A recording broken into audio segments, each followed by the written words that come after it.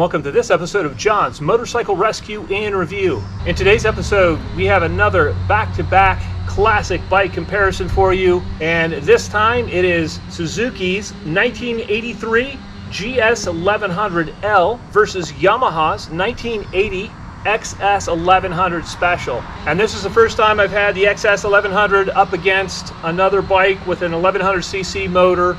Previously, it's taken on bikes in the 900 to 1000cc range, and so it'll be really interesting to see how these two bikes compare. On paper, both of these bikes are super similar. They were both designed to compete in the big bore cruiser market. They both have air-assisted front suspension. They have conventional forks. They have the dual disc brakes up front, and those are acted on by single piston calipers. Now, I have upgraded the brake lines on the XS1100 to the Spiegler steel braided units, but I have not upgraded the lines on my GS1100L. And quite frankly, it still has some of the best brakes of my vintage bikes. Both of these bikes have big air-cooled 2-valve per cylinder 1100cc motors. They both have 5-speed transmissions. They both have constant velocity carbs. They're both the cruiser style bikes, which means they have the more rounded gas tanks and the more stepped seats on them. Although, as you can see, the Suzuki seat is really dished out in comparison to this Yamaha seat. For shorter riders, that's going to be a big plus on the Suzuki, just a lower seat height and the fact that you can get your feet on the ground easier. This Yamaha has a taller seat height, but I'm a tall guy, so that may actually play into my wheelhouse as far as comfort goes with more legroom. But we'll see. I want to drive these bikes back to back and just get a feel for them. Both of these bikes have large single disc brakes out back with a single piston caliper, and they also each have shaft drive. And currently I am running conventional suspension units on the rear of both of these bikes. As soon as we start these bikes up, you're going to notice the Suzuki is louder. It has the Delcovic 4-into-1 exhaust pipe on that. It's set up for the pipe, so it sounds kind of gnarly. It sounds really nice. I replaced the stock exhaust on this Suzuki because it was a little bit rusty and a little bit tattered. This Suzuki GS1100L is really somewhat removed. It's the next generation of bikes after this Yamaha 1100. This Yamaha debuted in the late 70s, and the GS1100L debuted in 1982.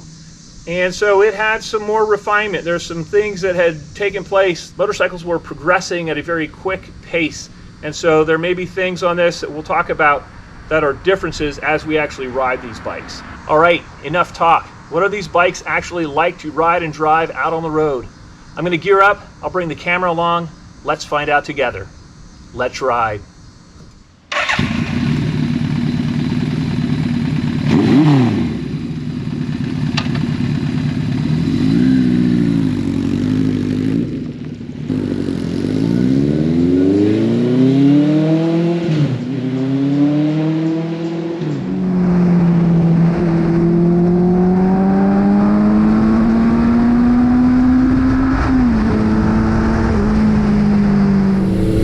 I am currently riding Suzuki's 1983 GS1100L, and this Suzuki is really the sport bike of my big bore early 80s cruisers. It has a very nice, very direct road feel. The front end feel and the confidence I get in the corners on this bike is just amazing. Consequently, as you would expect from a bike with the sportiest ride and the sportiest handling, the ride on this bike is firm, and over sharp bumps it can be honestly quite harsh. I've been tuning this bike some today and it's running a little bit better. I still have a little bit of a flat spot in the mid-range, so my roll-on on this bike is not going to be what it should be.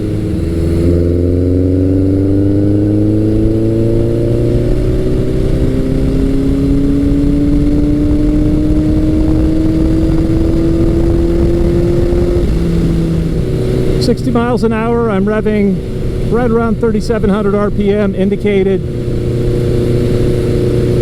This bike is very smooth through the seat, it's very smooth through the pegs, and I only get a little bit of vibration through the handlebars, not much. It's honestly pretty smooth. The transmission on this Suzuki is one of the best shifting transmissions ever made. It is just about bulletproof and it just clicks through the gears. up or down. It doesn't matter if you're sport riding or just cruising down through. The shifting is always smooth and nice and easy. The front brakes on this bike are excellent, and it's one of my few classics that I have not had to upgrade to the steel braided brake lines, simply because the brakes are so good as is.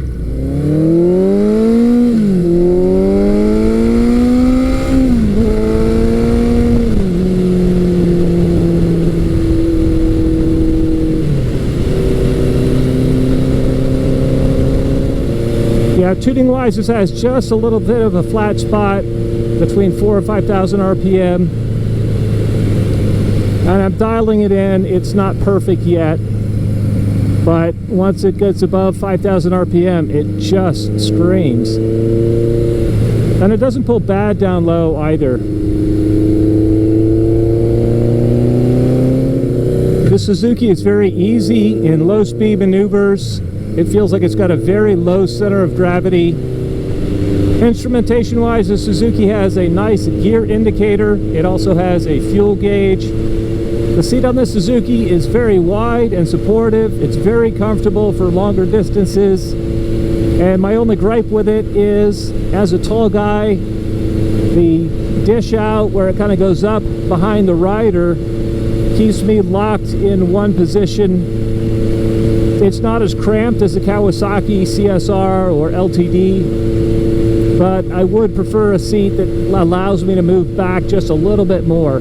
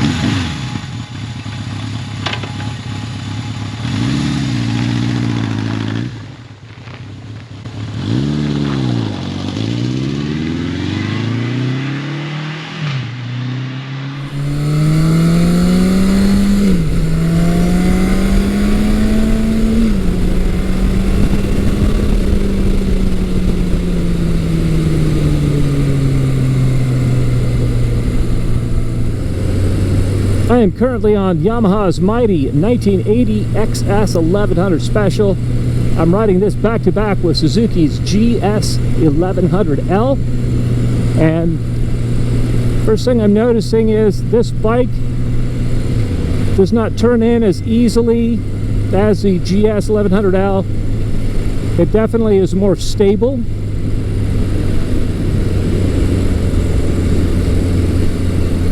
The engine on this bike spins up quicker as well.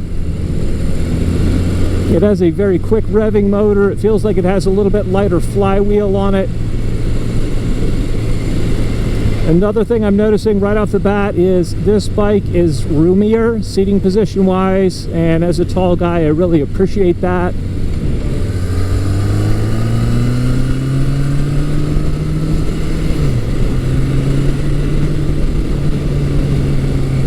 Nice smooth power out of the corners.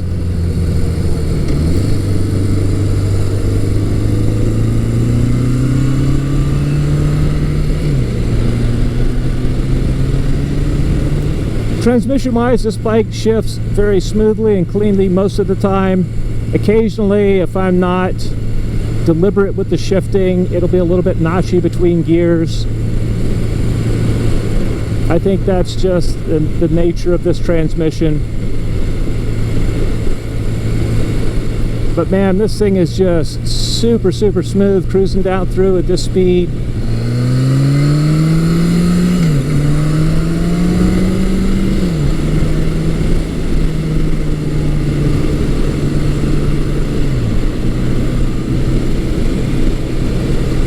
The ride on this Yamaha is really a magic carpet ride. It's well controlled. I don't get too much dive under braking, but it just soaks up the bumps. This bike isolates you from the road, and so whereas on the Suzuki The sportiness means you feel every little thing the chassis is doing and everything the front end is doing. This bike is just like riding on a cloud. It's very, very nice. It's not as precise in the corners. It's not as precise when you're riding it in a sporting fashion. It just says, hey, let's chill out a little bit. But it is a tremendously good touring bike and just a bike to cruise down through the countryside on.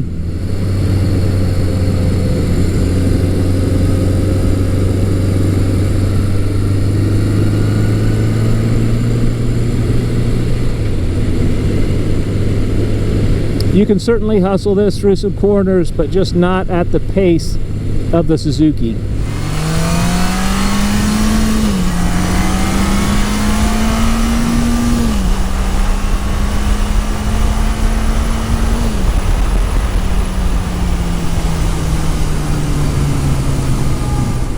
The clutch pull on this Yamaha is very light.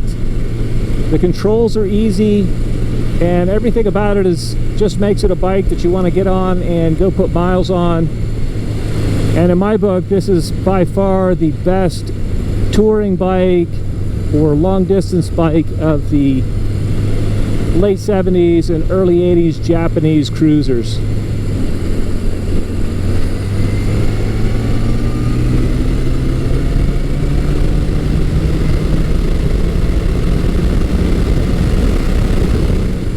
And it has such nice smooth power, very linear power delivery. The power just builds as you go up through the RPM range. This bike does have the advantage in gearing. At 60 miles an hour, the Yamaha is revving right around 4,200 RPM. So it is definitely geared shorter than the Suzuki is. Surprisingly, this Yamaha is not on and off throttle sensitive. It's very, very smooth getting on and off the throttle, and I really appreciate that. And especially with a bike that's geared a little bit lower like this and revs a little bit higher at highway speeds, it's nice that it's not herky-jerky on and off throttle. One area where the Suzuki just is head and shoulders above this bike is in the braking department. And as good as those Suzuki brakes are, these brakes are just very wooden feeling. And even though I have upgraded the lines to steel braided brake lines, even though I have upgraded to fully floating rotors in the front and running brand new brake pads, this bike just does not have the front end brake feel. The seat on this bike is also extremely comfortable.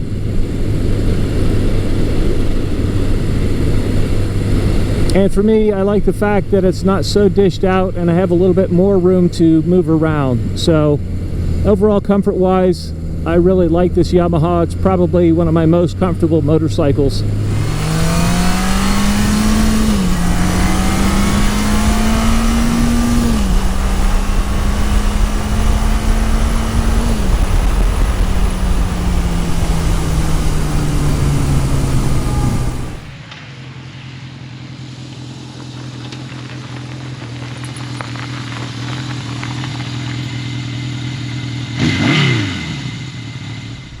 All right, man, what a lot of fun. It's amazing how good each of these bikes is and how different each of these bikes is. This Yamaha is one of the most comfortable all day long standard style motorcycles I've ever ridden. If there's a downside to that, it's that it very clearly communicates to you when the pace heats up, when you start to kind of go up through the gears quickly. The transmission can be a bit notchy, the bike can feel a bit heavy, and then the wooden feel of the brakes just says, hey, let's back it all down, let's go a reasonable pace here, and let's just enjoy.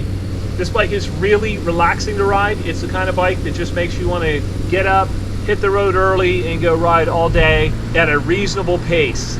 The seating position on the Yamaha is more comfortable for me long term. I'm 6'4". I'm a really tall guy. I know that this Suzuki might fit a lot of shorter riders better, and so keep that in mind if you're looking at one of these to purchase. This has a lower seat height. For me, I like the fact that I don't feel as locked in on the Yamaha seat. I feel like I can move around a little bit more, and I have more leg room on the Yamaha. I also love the magic carpet ride of that Yamaha going down through, and only the biggest bumps tend to upset it.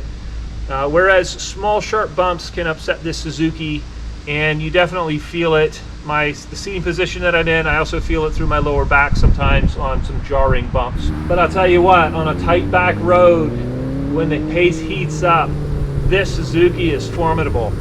It is so fun to ride in a sporting environment in tight back roads, and I can ride this thing at an elevated pace with confidence in a way that I simply cannot on the Yamaha. The Yamaha, everything about it's saying, hey, you need to slow down. I'm not comfortable with this. This Suzuki's just like, bring it on. And it really makes me smile. I love the sound of the pipe. The transmission on this bike is world class, fantastic, never feels notchy. I always know it went into gear, and it's a very short, precise throw. Likewise with the brakes. This bike has by far the best front brakes of any of the vintage bikes I've ridden. Engine vibration wise, the Yamaha is a little bit smoother. This Suzuki has some vibration. It's never really annoying. It wouldn't be a problem out on the road. And with its taller gearing and higher red line, I'm sure that this Suzuki would be significantly faster up top as well. I love the instrumentation on the Suzuki. It has the fuel gauge and the gear indicator, and the Yamaha has a low fuel warning light, but it does not have a fuel gauge or a gear indicator. As far as picking a winner here, I'm gonna say this one's a draw. I'm gonna cop out on that. But I would say if you're looking at a bike that's better on the sporting end of the spectrum and better for shorter riders, man, the Suzuki is better. It's just better. It really is a hoot to ride. I love riding it, and I love riding it quickly on tight back roads. It's just a riot. If you're looking at doing more open road riding, or you're commuting to work and you're doing things like that where you're not doing a lot of corner carving, man, this Yamaha is hard to beat. It's got that magic carpet ride. It's so smooth. It's got that smooth power, and it's just a nice, relaxing place to ride. Motor wise, both of these bikes have abundant power on tap at almost any RPM, and they're really exciting even as you get them up into the higher RPM range. They really pull nice from low end all the way up through top end. They feel a little bit different, they sound a little bit different, but they're both very entertaining. Styling wise, it's a matter of personal preference on these. I don't really have a favorite styling wise between the two.